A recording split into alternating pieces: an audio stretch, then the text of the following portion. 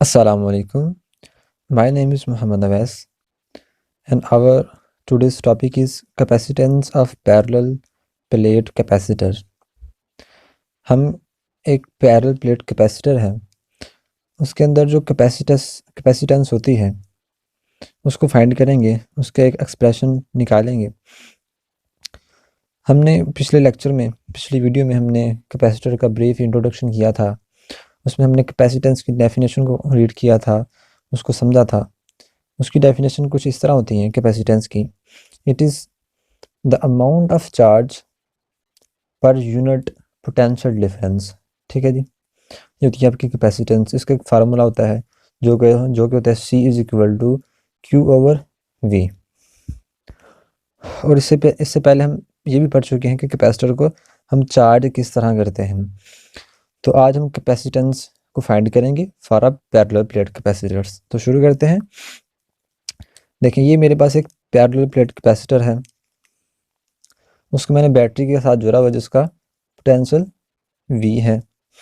यहाँ पर एक स्विच S लगाया हुआ है, इसको हम क्लोज कर देंगे।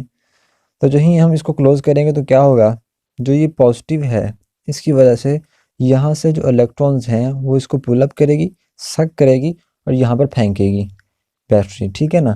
तो यहाँ पर जो है वो नेगेटिव चार्ज आ जाएगा, यहाँ पर पॉजिटिव चार्ज आ जाएगा।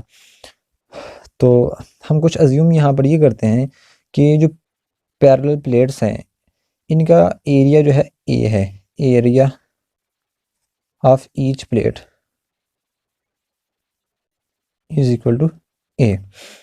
और उसके बाद इन दोनों के दरमियान जो डिस्टेंस है वो डी है, डिस्टेंस वो है डी। और ये बहुत ही छोटा डिस्टेंस है, यानी कि ये बहुत ही क्लोज है। ये क्लोज इसलिए है कि इनके दरमियान जो इलेक्ट्रिक फील्ड क्रिएट होता है, जो पॉजिटिव से लाइंस निकल के नेगेटिव में जाएंगी, वो इनके दरमियान रहे। ठीक है ना, और यूनिफॉर्म रहे, इसलिए हम रखते हैं इनको क्लोज। और जो इलेक्ट्रिक फील्ड इनके अंदर क्रिएट होगा उसका जो मैग्नीट्यूड होगा उसको हम कहते हैं ई। इलेक्ट्रिक फील्ड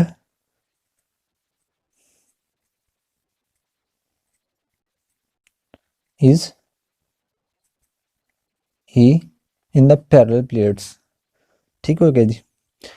अब जब ये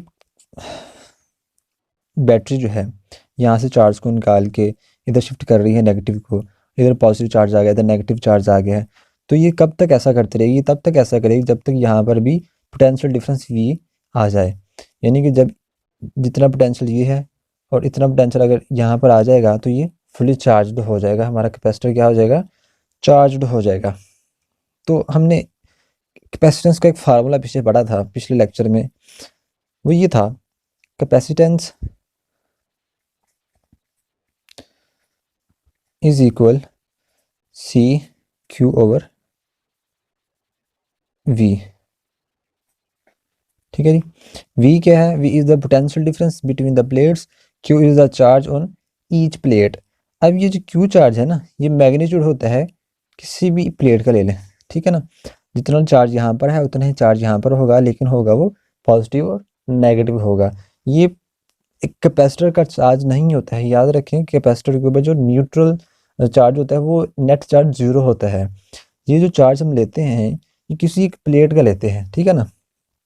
अब फार्मूला तो हमारे पास आज है, लेकिन हमें इसमें जो मालूम करनी है चीज़ें वो दो हैं। एक चार्ज मालूम करना है कि चार्ज है कितना, दूसरा पोटेंशियल डिफरेंस V हमने फाइंड करना है कि वो क्या है। तो इसके लिए हम करते हैं, हमें पता है वी नो दैट कि electric field as a potential gradient, उसका फार्मूला होता है E is equal to V over D। तो V को अगर मैं निकालना चाहूँ तो ये ED हो जाएगा। और जो E है इलेक्ट्रिक इंटेंसिटी, इसका लेक्चर आपको देखना होगा पहले, क्योंकि ये इसको समझने के लिए वो समझना ज़रूरी है। Electric intensity between two parallel plates, ठीक है ना, उसको आप पहले देखें, फिर आपको समझ आएगी कि ये ई की वैल्यू कैसे हम लिखेंगे। यहाँ पर जो पैरेलल प्लेट कैपेसिटर के लिए इलेक्ट्रिक इंटेंसिटी का फार्मूला होता है वो होता है E is equal to sigma over epsilon nought. अब इसकी वैल्यू मैं यहाँ पर पुट कर दूंगा तो वी क्या आ जाएगा, sigma over epsilon not D. ये मेरी आ गई वी की वैल्यू। अब मुझे चाहिए क्यू चार्ज की वैल्यू भी चाहिए। तो इसके लिए मैं क्या करता हूँ, अब देखें ये एक प्लेट है, इसका कोई ना कोई एरिया भी है जैसे कि मैंने पहले आपको बताया है। अब एरिया है तो इसके ऊपर कोई चार्ज भी है जैसे कि क्यू चार्ज है, तो इसकी जो सिग्मा चार्ज डेंसिटी हो जाएगी, यानी कि इसकी यूनिफॉर्म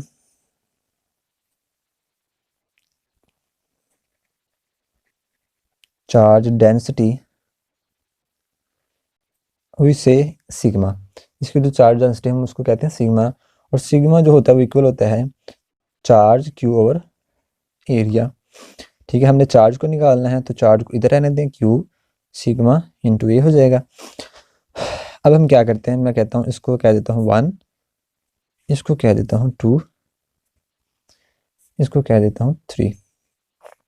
अब लिखेंगे using 1 2 sorry 2 and 3 in equation 1। ठीक है जी, पुट कर दें C is equal to Q की वैल्यू है सिग्मा ए, ये आ जाएगी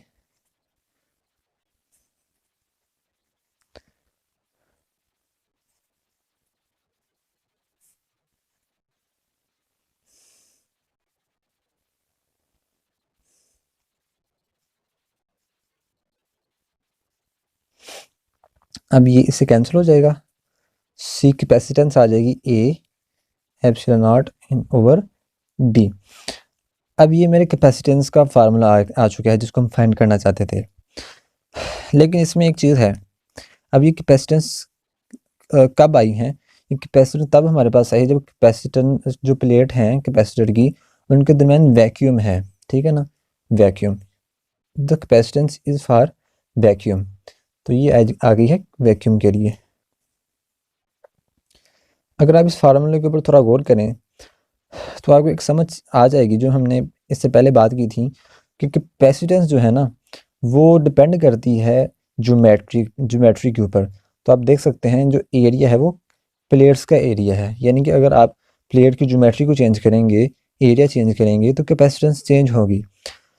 और दूसरा जो डिस्टेंस है, यानी कि इनके दरमियान जो डिस्टेंस है उसके ऊपर कैपेसिटेंस डिपेंड करती है। अगर आप डिस्टेंस को चेंज करेंगे तो कैपेसिटेंस के ऊपर फ़र्क आएगा, कम ज़्यादा हो सकती है। तो अब हम क्या करते हैं, अब हम एक दूसरे केस की बात करते हैं जब हम इसके दरमियान कोई इंसुलेटर रख दें। अब इंसुलेटर जो है वो एक डाई इलेक्ट्रिक होता है, डाई इलेक्ट्रिक एक इंसुलेटर होता है। ठीक है जी, उसको अगर हम इन प्लेट्स के दरमियान रख दें तो फिर क्या होगा, तो याद रखें जब भी हम कोई dielectric parallel plates capacitor के दरमियान रखते हैं तो हमारी जो कैपेसिटेंस है वो ज़्यादा हो जाती है। ठीक है जी, व्हेन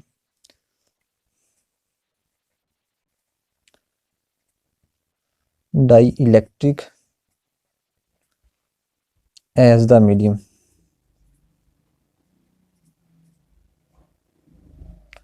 ये जो पहला फार्मूला आया है वो आया है वैक्यूम के लिए, जो कि आया है A epsilon not over D.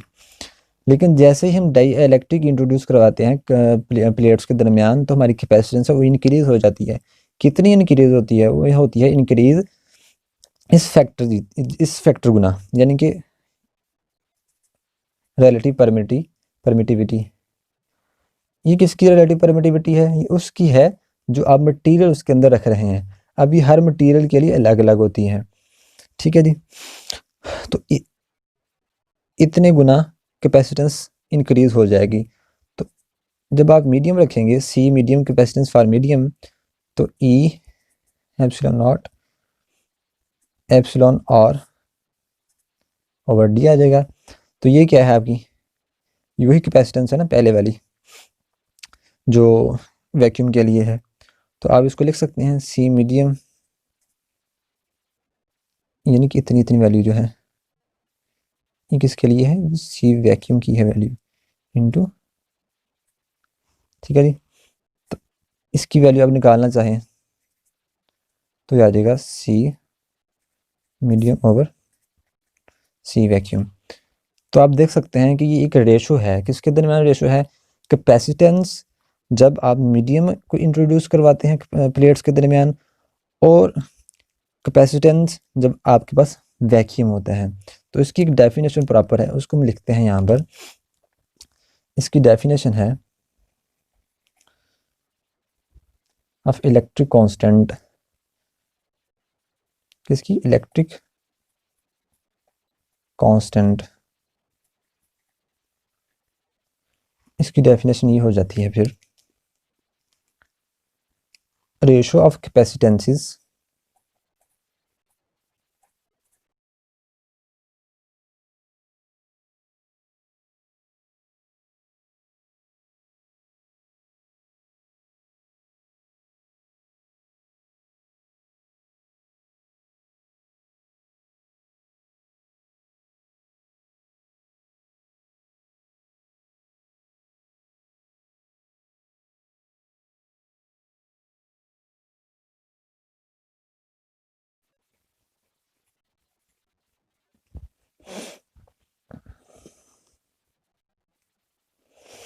Definition ये है कि it is the ratio of capacitances. Capacitances की रेशो है किस किस की है? Of a parallel plate capacitor, parallel plate capacitor की विद द डाइइलेक्ट्रिक, जब उसके अंदर दरमियान आपको डाइइलेक्ट्रिक रखते हैं, to its capacitance with vacuum, जब आप वैक्यूम रखते हैं उस कैपेसिटेंस के दरमियान ये एक रेशो है।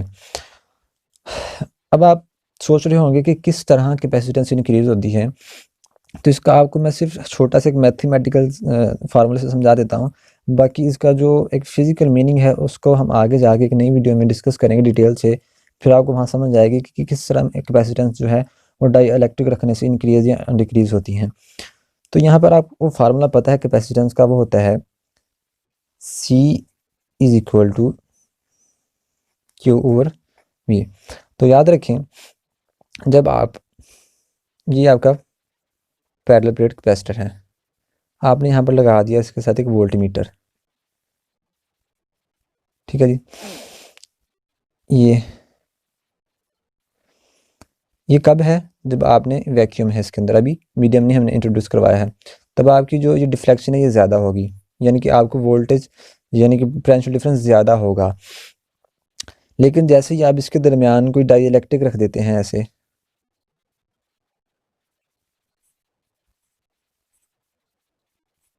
तो क्या होगा कि ये जो डिफ्लेक्शन है ना ये पहले से कम होगी, ठीक है। पहले से डिफ्लेक्शन वोल्टमीटर कम देगा, मतलब कि जो पोटेंशियल डिफरेंस प्लेट्स के दरमियान था वो कम हो गया, यानी कि जो V है वो आपका डिक्रीज कर गया है। जैसे ही V डिक्रीज करेगा कैपेसिटेंस विल इंक्रीज। तो ये आपको सिर्फ मैंने मैथमेटिकल थोड़ा सा बताया है, इस तरह आप समझ सकते हैं कि कैपेसिटेंस कैसे ज़्यादा होती हैं। तो इसको हम आगे जाके डिटेल से समझेंगे किस तरह ये होती हैं। तो हमने आज की जो वीडियो है उसमें एक इंतहाई अहम सवाल है जिसको किया है पेपर में, ये बहुत इंपॉर्टेंट है। ये आपको लॉन्ग क्वेश्चन आता है, इसको आपने ध्यान से समझना है किस तरह ये हमने किया है। तो इसको हम थोड़ा सा रिवाइज कर लेते हैं कि किस तरह किया।